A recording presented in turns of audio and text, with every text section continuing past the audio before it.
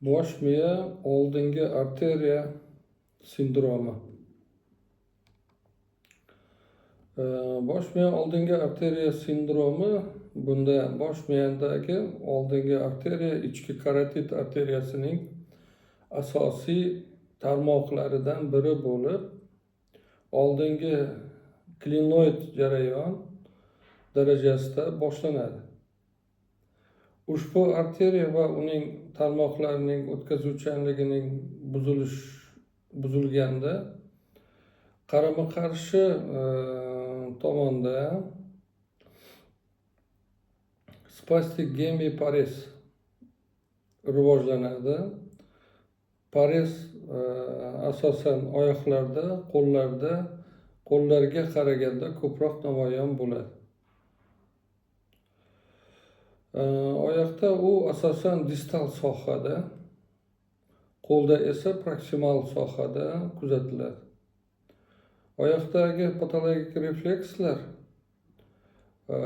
orasida fleksiya refleksi, ya'ni Rosalima refleksi, shunga o'xshagan reflekslar doimiy ravishda aniqlanadi. Og'iz, ya'ni oral avtomatizm simptomlari kuzatilishi mumkin. Qarama-qarshi tomonda esa ushlash refleksi, perseveratsiya, abuliya va nutq sustligini kuzatish mumkin. Kamroq hollarda akineziya mutizm va bosh miya oldingi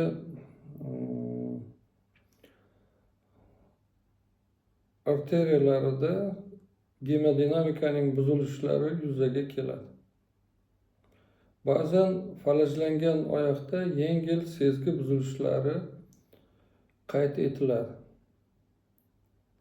Frontal o'choq sindromlarida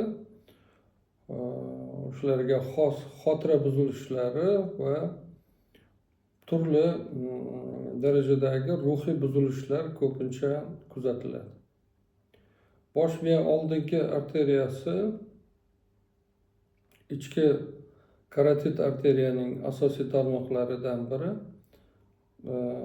Oldingi klinoid o'simta darajasidan boshlanadi.